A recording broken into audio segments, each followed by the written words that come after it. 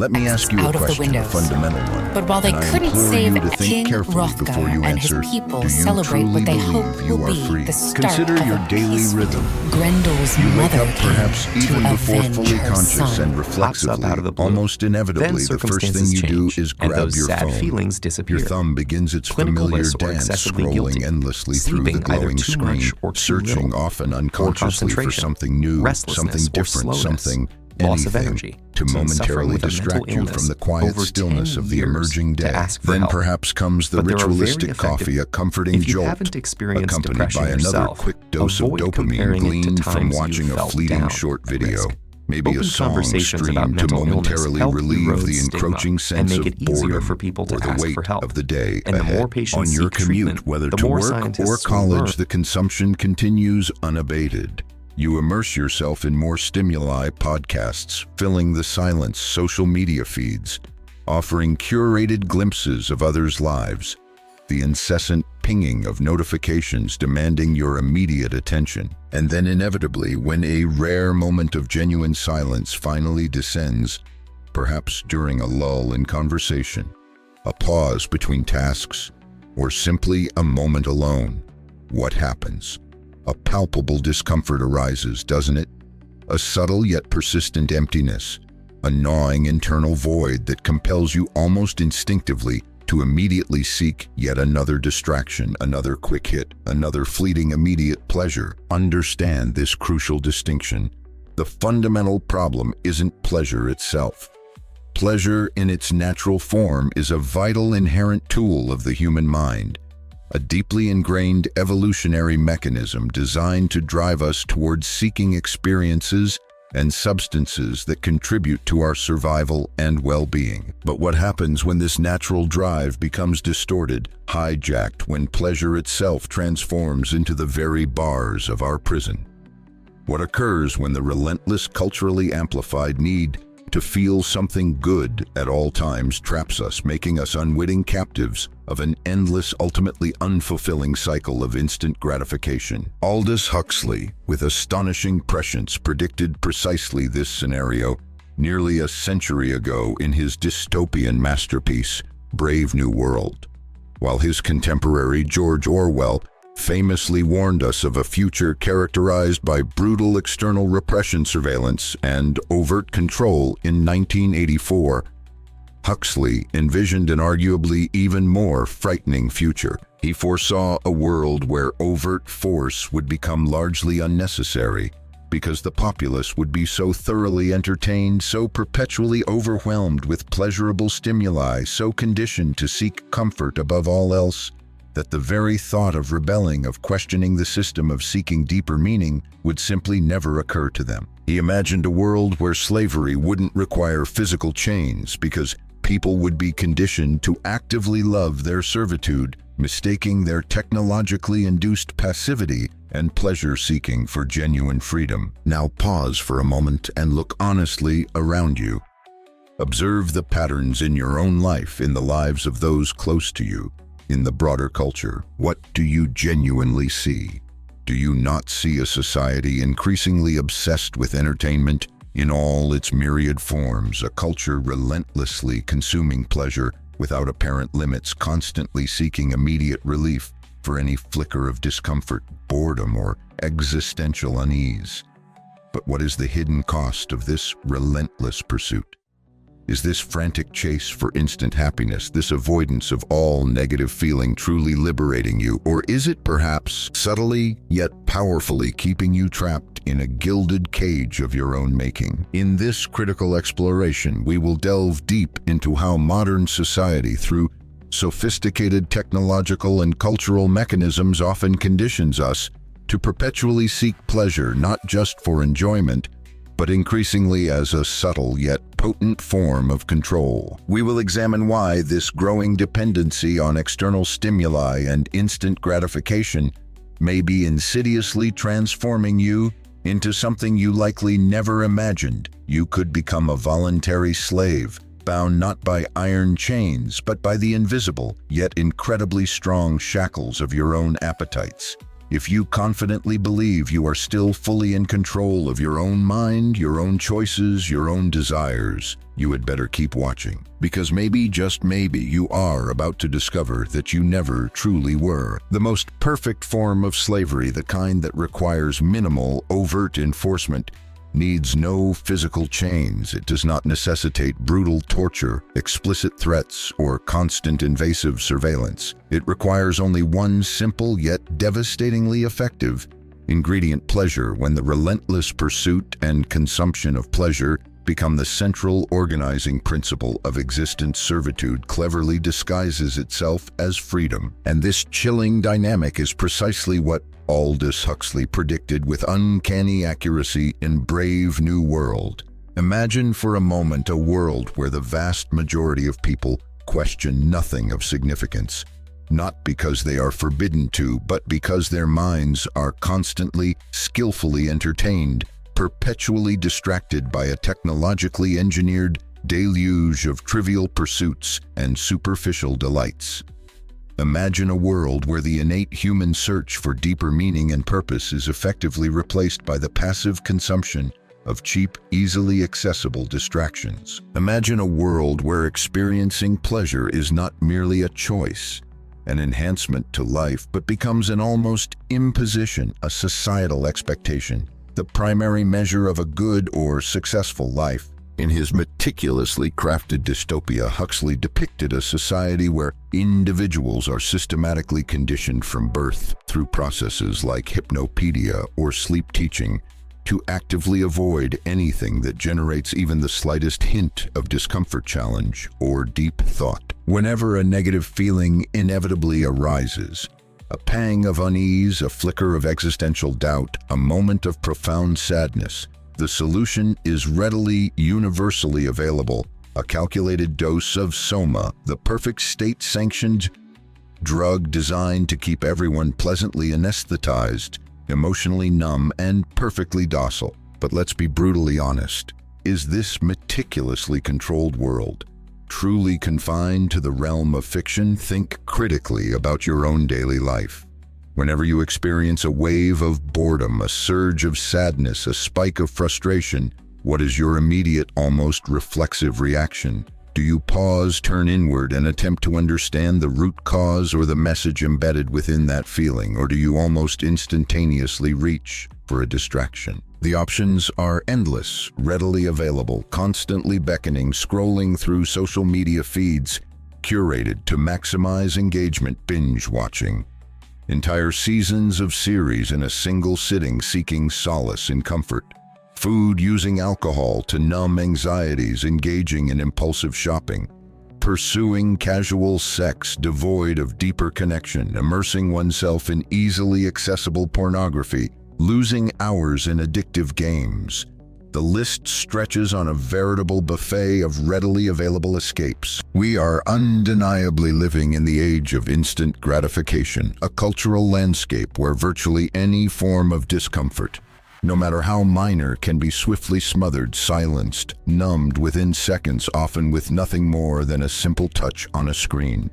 You rarely, if ever, have to truly face the existential void, the inherent silence, the moments of introspection that might lead to uncomfortable truths. You can simply choose again and again to fill it immediately with another fleeting dose of manufactured pleasure. And here lies the most dangerous, most insidious aspect of this modern condition. It all seems to be a matter of personal choice. No overt authority figure is physically forcing you to consume entertainment 24 hours a day. No uniformed guards are compelling you to waste countless hours scrolling through Instagram or TikTok. No one is literally pointing a gun to your head and commanding, buy this shiny new product, eat that highly processed food, keep scrolling, don't stop. But if this relentless consumption, this constant pursuit of distraction, is genuinely a free choice, then why is it often so incredibly difficult to stop? Why do we find ourselves repeatedly engaging in behaviors we consciously know are unproductive, unhealthy, or ultimately unfulfilling? The answer, Huxley would argue, lies undeniably in conditioning. When you become habitually accustomed to seeking immediate pleasure as the primary means of relieving any form of discomfort, boredom, anxiety, sadness, even simple quietude, your brain's neural pathways are effectively rewired. It learns through constant repetition and reward. Dopamine hits that this immediate escape is the standard default solution. Over time, often imperceptibly, you begin to lose the innate capacity to effectively deal with boredom in constructive ways, to tolerate silence without feeling anxious, to engage in meaningful introspection without immediately seeking distraction. Your mind becomes increasingly incapable of simply being alone with itself, comfortable in its own quiet company. And without even realizing the gradual transformation, you risk becoming precisely the figure Huxley warned us about: the happy servant imprisoned not by external force or overt coercion, but by the invisible yet incredibly potent chains of pleasure itself, willingly trading authentic freedom and deep fulfillment for a constant stream of superficial comforts and fleeting distractions. But why exactly does this happen? How does this subtle yet pervasive conditioning effectively teach us to avoid critical thinking, to shy away from any form of discomfort, and keep us perpetually trapped within this addictive cycle of instant gratification? This deeper mechanism is precisely what we must explore in the next crucial section. Have you ever paused to genuinely wonder why it feels so incredibly hard to stop? Why, even when you consciously know you should be focusing on something productive, something meaningful, something requiring sustained effort, your hand seems to possess a mind of its own, automatically gliding towards your phone? Why your brain seems to physically beg for the next dopamine hit, a new notification, a novel video clip, any fresh stimulus to break the monotony? Rest assured, this phenomenon does not happen by chance. It is not a sign of inherent personal weakness or lack of willpower alone. You have been systematically, often subtly, yet powerfully trained for precisely this state of being. From the very moment we enter the world, we are often subjected to various forms of conditioning, designed to teach us implicitly or explicitly to avoid discomfort at all costs. Consider the conventional educational system. Does it primarily teach us how to think critically, question assumptions, and engage in independent inquiry? Or does it more often reward the passive ability to memorize and repeat information? Consider the typical demands of the job market. Does it generally encourage deep reflection, personal growth, and the pursuit of meaning? Or does it more often program us to prioritize productivity, efficiency, and conformity above all else? And consider the pervasive influence of the culture of entertainment. Does it challenge us, provoke thought, encourage introspection, or does it predominantly deliver a relentless stream of easily digestible distractions, skillfully designed to ensure that we never truly stop long enough to genuinely question the world around us, the systems we inhabit, or the trajectory of our own lives? The cumulative effect, the sum of all these pervasive conditioning forces, creates a society where the most significant threat to individual freedom is often not an overtly authoritarian government actively prohibiting freedom of expression. Instead, the real danger lies in a system that subtly yet effectively makes us completely lose interest in even seeking genuine freedom, deep meaning, or authentic self-knowledge in the first place. We become too comfortable, too distracted, too addicted to ease. Huxley understood this insidious dynamic better than almost anyone in his brave new world. The citizens did not need to be brutally repressed or constantly monitored by a totalitarian regime. They were systematically taught to love their own slavery.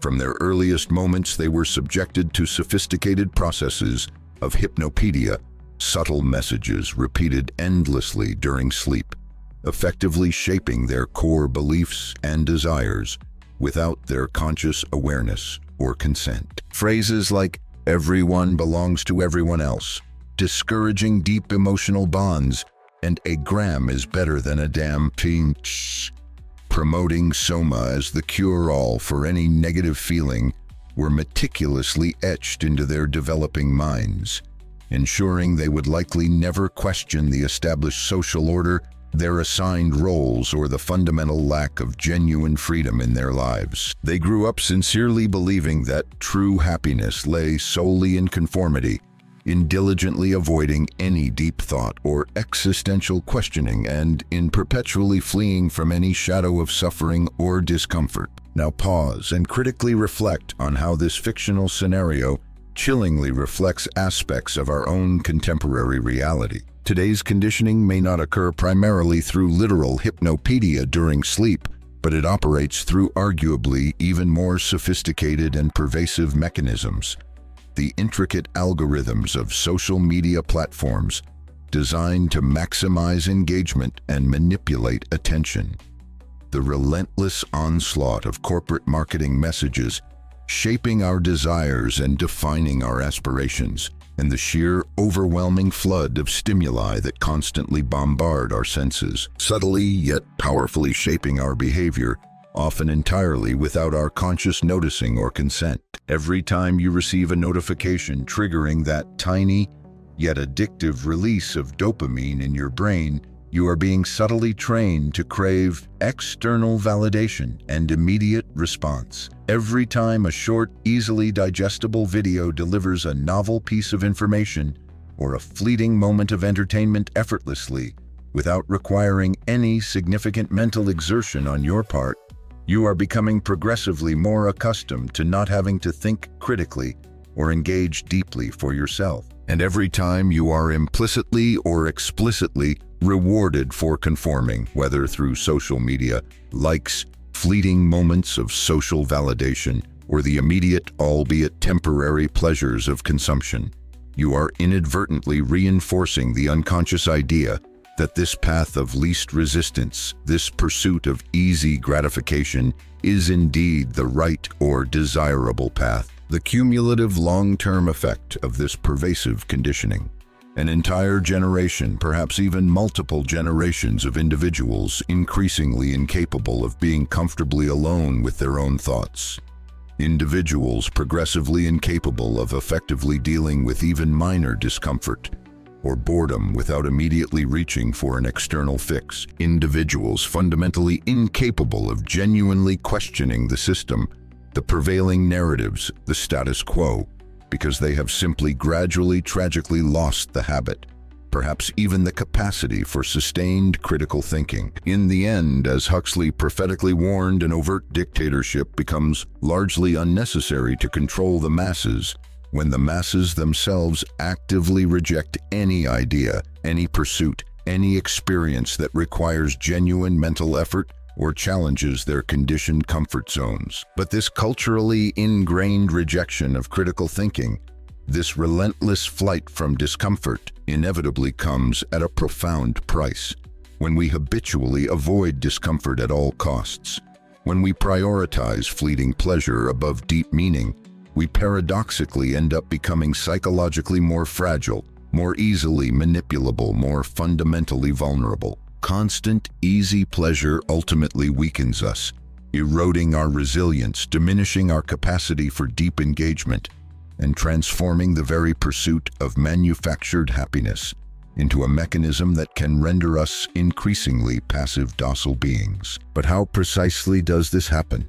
How can the seductive promise of a world seemingly devoid of pain, a life filled with endless easy pleasure, paradoxically lead us towards a state of complete submission and diminished agency? This crucial counterintuitive mechanism is exactly what we must explore in the next vital part. Imagine for a moment a hypothetical world, utterly devoid of suffering.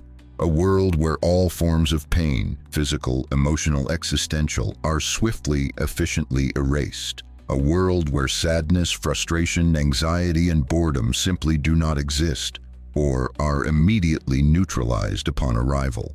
It sounds at first glance like the very definition of paradise, doesn't it? The ultimate utopian dream. But now I urge you, look closer, peer beneath the shimmering surface of this seemingly perfect existence. What truly happens to an individual who never faces genuine difficulties, never grapples with adversity, never experiences the character-forging challenges of life? What becomes of an entire society meticulously programmed to avoid any form of discomfort? However minor, the answer, when contemplated deeply, is starkly simple, yet profoundly unsettling. It becomes weak, fundamentally, existentially weak. Aldous Huxley understood this insidious trap with chilling clarity and depicted it powerfully in Brave New World. In his fictional society, universal happiness was ostensibly guaranteed through the constant, readily available consumption of Soma, the perfect state-sponsored drug. No apparent side effects, no significant risks, just immediate, reliable, blissful pleasure on demand. But what did this chemically induced, state-mandated happiness truly signify? What was its hidden cost? It meant, quite simply, that no one truly knew how to deal with genuine pain, with inevitable frustration, or even most profoundly with the unfiltered reality of their own consciousness. Any uncomfortable thought, any flicker of existential dread, any challenging emotion was instantly dissolved, numbed, smoothed over by a convenient chemical dose of manufactured comfort. Life devolved into an endless, ultimately meaningless sequence of superficial pleasures, casual sex devoid of deep connection, mindless entertainment, constantly consumed, endless material consumption driven by engineered desires. Anything that deviated from this prescribed pattern of shallow hedonism, anything that hinted at depth, complexity, or genuine struggle was immediately viewed not just with suspicion, but as a dangerous threat to the fragile stability of their pleasure-based society. Now, once again, turn your critical gaze towards the world around you. Our modern society may not yet have a literal, universally distributed drug called Soma, but it possesses its own vast arsenal of highly effective functional equivalents. Consider social media platforms meticulously designed to offer instant addictive doses of social validation through likes, comments, and shares. Consider dating apps that often promise connection while simultaneously helping to eliminate the immediate fear of face-to-face rejection. Consider the sophisticated algorithms that curate our online experiences, delivering precisely what we seem to want: more entertainment, more confirmation bias, more easy consumption, often before we are even consciously aware of wanting it. Everything seems increasingly designed to eliminate any friction, any discomfort, any perceived gap in stimulation, any need for sustained effort or delayed gratification. But this relentless, culturally sanctioned escape from pain, this pervasive flight from anything challenging or uncomfortable, inevitably comes at a significant, often hidden cost. And that cost fundamentally is our own psychological strength, our resilience, our capacity for deep growth. The brutal, often inconvenient truth is that pain serves a purpose. Psychological suffering, when consciously confronted and integrated, shapes resilience. Frustration, when navigated, constructively teaches us invaluable lessons and fuels our drive to grow. Difficulty, when faced with courage and determination, forces us to evolve, to develop new capacities, to tap into hidden reserves of strength. But when everything is perpetually softened, when all potential challenges are systematically avoided or immediately neutralized, when discomfort becomes the ultimate evil to be eradicated at all costs, we inevitably become increasingly fragile. Observe our contemporary culture today. Even minor discomfort often feels unbearable. Small everyday failures can easily spiral into perceived existential crises. Minor interpersonal conflicts are often experienced as catastrophic relationship enders. Anything that requires patience, sustained effort, or delayed gratification is quickly discarded in favor of the easier path, the immediate pleasure, the quick fix. We have been subtly yet powerfully conditioned to perpetually seek the path of least resistance. And precisely this acquired fragility, this diminished tolerance for discomfort, makes us exponentially easier to control. A society composed of strong, resilient individuals who possess the capacity to accept discomfort, learn from adversity, and think critically for themselves will never be truly docile. Such a society will never passively accept living under a system, whether political or corporate, that fundamentally limits its freedom or insults its intelligence. But a society composed primarily of emotionally dependent individuals who require constant external stimuli simply to avoid confronting their own inner emptiness, individuals who instinctively flee from any form of suffering or challenge. That society will inevitably be obedient. It will be easily manipulable. It will become, in essence, the perfect society for those entities, governmental or commercial, who desire to wield power and maintain control without needing to resort to overt force or coercion. And this is precisely how the insidious trap closes. What initially appears to be the ultimate form of freedom, the perceived ability to avoid all suffering, to live a life of perpetual ease and pleasure, actually paradoxically transforms into our most profound prison.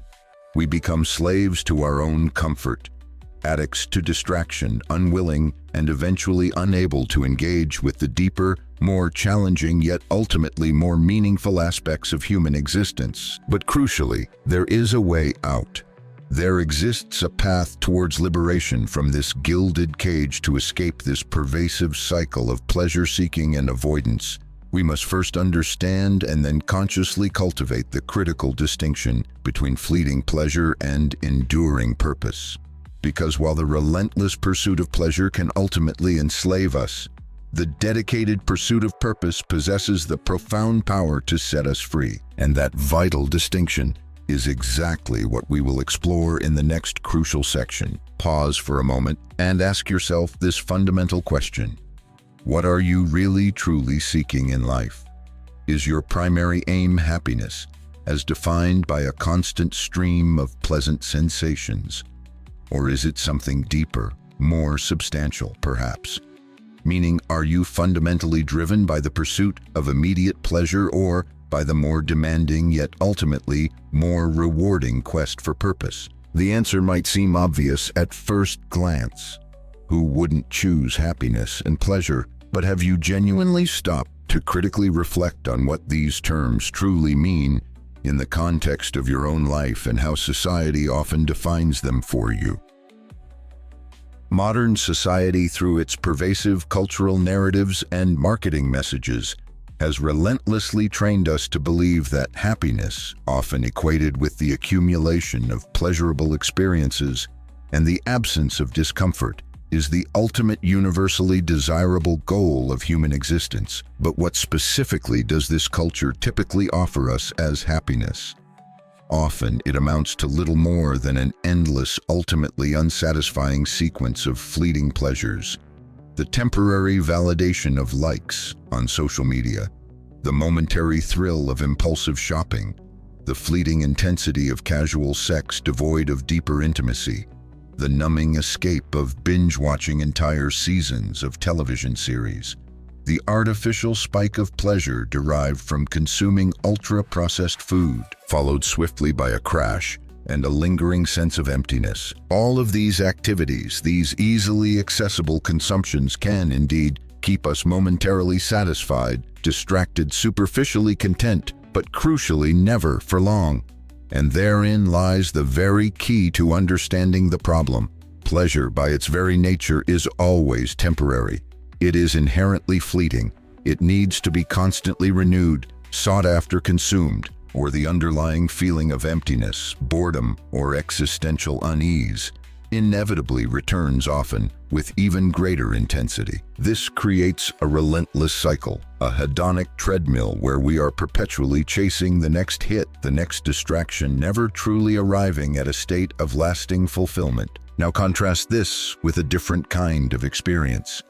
Think back to the most significant, meaningful moments of your own life, the moments that truly shaped who you are today, that forged your character, that provided you with a deep sense of accomplishment or connection? Were these predominantly moments of effortless instant pleasure, or were they more often than not moments characterized by challenge, sustained effort, resilience in the face of adversity, and the hard-won satisfaction of overcoming significant obstacles? Viktor Frankl, the renowned psychiatrist who survived the horrors of the Holocaust, wrote compellingly in his seminal work, Man's Search for Meaning, that human beings possess an innate fundamental drive for purpose, and that we cannot truly live a fulfilling life without it. He observed, even amidst the most unimaginable suffering in the concentration camps, that those individuals who managed to find or maintain a sense of greater meaning in their lives, whether through love, creative work, or their attitude towards unavoidable suffering, were often the ones who demonstrated the greatest resilience, maintained their psychological sanity, and even found reasons to survive. And here lies the profound paradox that modern culture often seeks to obscure. The relentless pursuit of constant pleasure ultimately tends to weaken us, making us more fragile, dependent, and ultimately less fulfilled.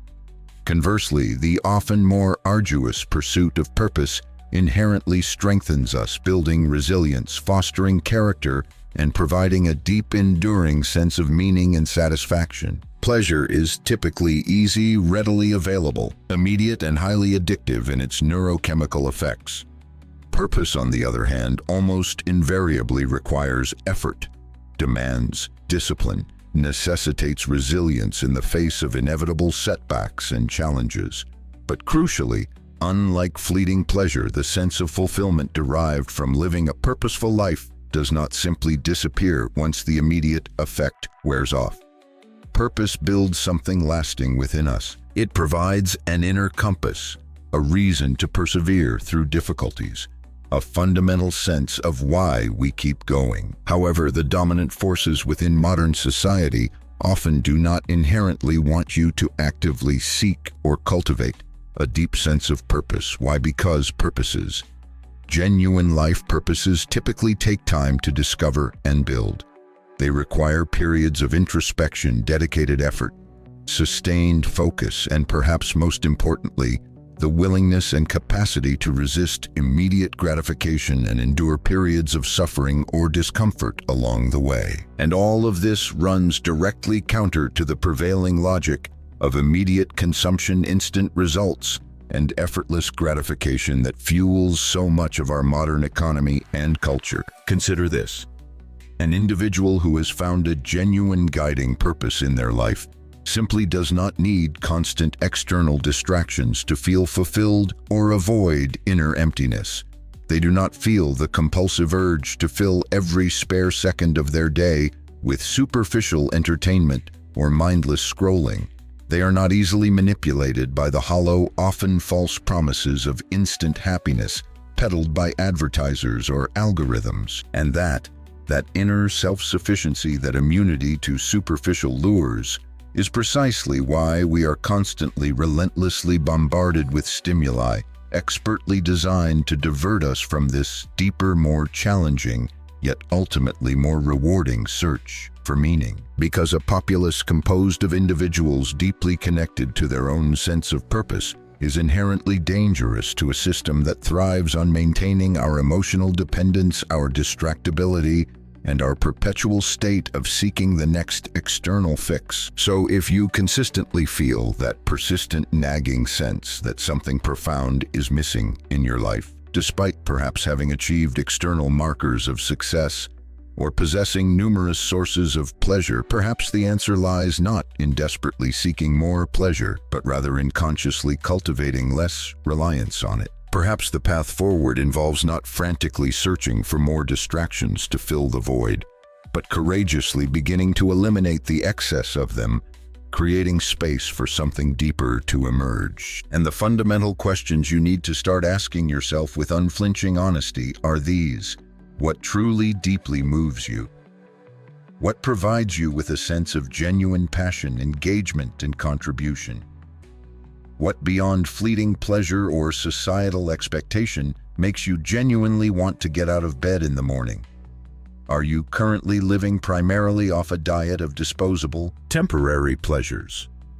Or are you actively engaged in the challenging yet deeply rewarding process of building something within yourself, in your relationships, in the world that really truly matters to you? But acknowledging this distinction is only the first step. How practically do you begin to escape this pervasive trap of pleasure-seeking and distraction? How do you actively break the cycle of conditioning and begin to regain genuine autonomy over your own mind, your own attention, your own life, in a world seemingly designed to keep you perpetually hooked? That crucial how-to is precisely what we will uncover in the next vital section. Now that you possess a clearer understanding of how the relentless, often unconscious pursuit of pleasure can effectively keep you trapped in a cycle of distraction and diminished agency, the most crucial, most practical question inevitably arises. How do you actually escape this pervasive trap?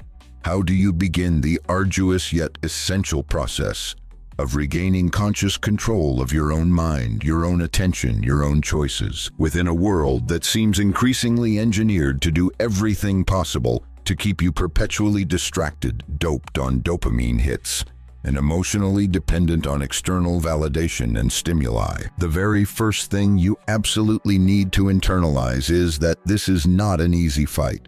Breaking free from deeply ingrained conditioning and powerful societal forces requires significant effort and commitment.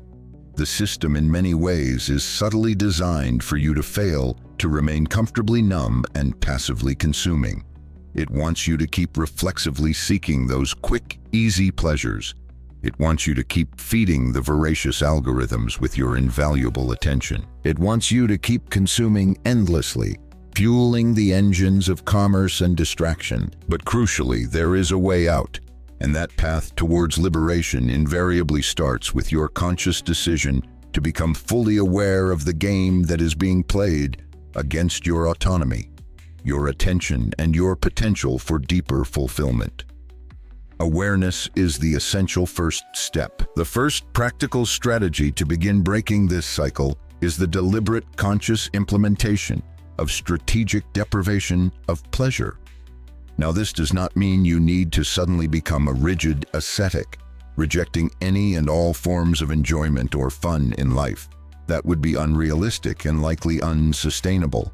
Rather, it means learning to consciously regulate your exposure to the most potent, most addictive, most time-consuming forms of stimuli that currently dominate your life. Remember, the fundamental problem is not pleasure itself, but the undeniable fact that it is being skillfully used against you as a pervasive means of subtle control and distraction. When you consciously choose to deprive yourself of certain specific pleasures for a defined period, perhaps a digital detox from social media, a temporary elimination of ultra-processed foods from your diet, a conscious reduction in compulsive entertainment consumption, something remarkable begins to happen. Your brain, no longer constantly saturated with artificial highs, begins to slowly recalibrate. It starts gradually to rediscover a sense of satisfaction in the smaller, simpler things in life.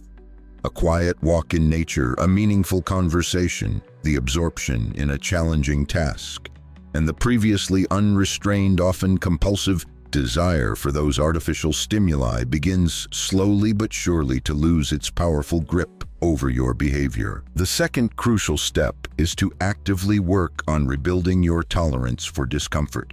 If regaining genuine autonomy over your mind and life is your goal, you absolutely must relearn how to effectively deal with boredom, how to navigate feelings of frustration without immediately seeking escape, and how to simply be with the lack of constant external stimuli without succumbing to anxiety or restlessness. This involves consciously allowing yourself moments of silence, deliberately disconnecting from the incessant flood of information and notifications, and simply existing for periods without feeling the compulsive need to immediately fill every single moment with some form of distraction or activity. Initially, this practice will likely feel difficult, perhaps even intensely uncomfortable. Your brain, long accustomed to the constant, easy spikes of dopamine provided by external stimuli, will almost certainly protest, demanding more, craving the familiar fix. But if you possess the inner fortitude to resist this initial urge, to sit with the discomfort rather than immediately fleeing from it, you will begin to notice something incredibly powerful. Discomfort does not kill you. In fact, consciously engaging with it, learning to tolerate it paradoxically strengthens you, building your resilience, enhancing your focus, and deepening your capacity for introspection. The third essential step is the active cultivation of critical thinking. Start rigorously questioning your own patterns and the societal narratives surrounding you. Ask yourself honestly, why do I feel this persistent, almost compulsive need to distract myself all the time? Who truly benefits from my potential addiction to fleeting pleasure and constant distraction? What meaningful activities, relationships, or personal growth could I be pursuing if I weren't perpetually trapped in this relentless cycle of instant gratification? The more deeply and honestly you engage in this kind of questioning, the more you will likely begin to realize that a large, perhaps even overwhelming part of your current habits, desires, and even beliefs were not truly chosen by you in a conscious, autonomous way. They were, to a significant extent, subtly programmed into you by the pervasive system of cultural conditioning, marketing, and technological design. But crucially, only those individuals who dare to ask themselves these challenging questions can ever truly begin the empowering process of rewriting their own destiny. The fourth step, and perhaps the most fundamentally transformative of all, is to consciously replace the dominant pursuit of pleasure with the dedicated pursuit of purpose. As we discussed earlier, discovering and actively engaging with a sense of meaning is the true sustainable antidote to the seductive yet ultimately hollow slavery of immediate pleasure. So ask yourself the big, often difficult questions. What really matters to me deep down? What kind of life do I genuinely want to build? What contributions do I wish to make? How can I infuse my daily existence with a greater sense of meaning, connection, and authentic fulfillment? These are undoubtedly challenging questions requiring deep introspection and perhaps significant life changes. But they are ultimately the only questions that truly matter in the quest for a life lived with depth, authenticity, and enduring satisfaction. However, there remains a significant challenge. Even if you successfully begin to break free from this pervasive cycle within yourself, the society around you will likely still be deeply immersed in it. And when you consciously decide to change your patterns, to prioritize purpose over pleasure, to embrace discomfort for the sake of growth, something almost inevitable happens. People begin to see you differently. Your choices may seem strange, even threatening to those still caught in the matrix of instant gratification. Some individuals might admire your newfound discipline and focus. Others, however, will likely reject you, criticize your choices, or subtly attempt to pull you back into the old familiar patterns. Why? Because when you courageously free yourself, you inadvertently become a mirror reflecting back to others the very limitations, compromises, and potential emptiness they may desperately not want to see in themselves. And navigating that complex social dynamic is precisely what we must explore in the final concluding part of this journey. If you have journeyed this far, engaging deeply with these challenging ideas, then something profound inside you has already begun to awaken. You have started to recognize the subtle yet powerful truth that the relentless, culturally sanctioned pursuit of fleeting pleasure is not genuine freedom, but rather a sophisticated cycle of conditioning, meticulously designed to keep you comfortably trapped, distracted, and ultimately passively compliant. You now understand the chilling prescience of Huxley's warning that modern society often doesn't need overt physical chains to control its populace. It simply needs to effectively convince you to perpetually flee from any form of discomfort, any challenge, any deep introspection. But now that you see the trap, now that the illusion has begun to dissipate, the most critical question remains: what will you do with this newfound knowledge? The unvarnished truth is that genuinely escaping this deeply ingrained system requires far more than just fleeting willpower or intellectual understanding. It demands a conscious, sustained commitment to swimming against the powerful current of societal norms and expectations. It means deliberately rejecting the path of least resistance, the constant lure of the easiest, most immediately gratifying option. And it often necessitates accepting that authentic freedom, true autonomy, frequently comes hand in hand with periods of loneliness and inevitable resistance from a world still largely content with its comfortable servitude. Because when you consciously stop distracting yourself, when you create space for silence and introspection, you inevitably begin to see the patterns in yourself, the manipulations in the system, the often unconscious choices of those around you. And when you truly see, you inevitably realize that many people surrounding you are still operating largely blind, caught within the very matrix you are striving to escape. Some individuals will genuinely admire your courage, your discipline, your commitment to a deeper path. But others, perhaps even those close to you, will likely reject you, misunderstand your motives, or feel subtly threatened by your transformation. Your newfound clarity, your refusal to participate in the old games, will make some feel deeply uncomfortable. Why? Because when you bravely free yourself, you inadvertently become a living threat to their cherished illusion of happiness through distraction. They may actively try to pull you back, perhaps through guilt, criticism, or dismissive remarks, attempting to convince you and perhaps themselves that there's nothing fundamentally wrong with the system, that life is simply meant to be enjoyed superficially without too much burdensome thought or effort. But now you know the truth. You understand the profound difference.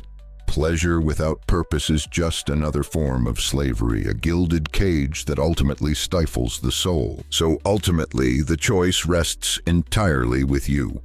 You can choose to continue living as before, perpetually distracting yourself reflexively, seeking the next fleeting dose of dopamine, diligently ignoring the growing sense of emptiness or dissatisfaction that whispers from within. Or you can make the courageous, life-altering decision to definitively take back control of your own mind, to consciously build a life centered around purpose rather than mere pleasure, to cultivate the inner strength and discernment required to become someone who is not easily manipulated, not easily distracted, not easily controlled. But I genuinely want to know, what will you choose? Have you personally felt trapped within this pervasive cycle of pleasure-seeking and distraction? Have you noticed the subtle yet powerful ways society often uses pleasure as a form of control or social conditioning? Leave a comment below and share your thoughts, your experiences, your reflections, because questioning, engaging in critical dialogue is undeniably the very first crucial step towards genuine freedom. And if this video has resonated with you, if it has prompted you to see the world and perhaps yourself differently, please don't forget to like and subscribe to the channel. Here we don't simply go with the flow, we question, we reflect, we seek to understand the often uncomfortable truths that the dominant culture might prefer you didn't see. If you wish to continue this vital journey of self-discovery, critical thinking, and personal liberation, hit the subscribe button and turn on notifications, because this exploration, this awakening, is truly just the beginning. See you in the next video.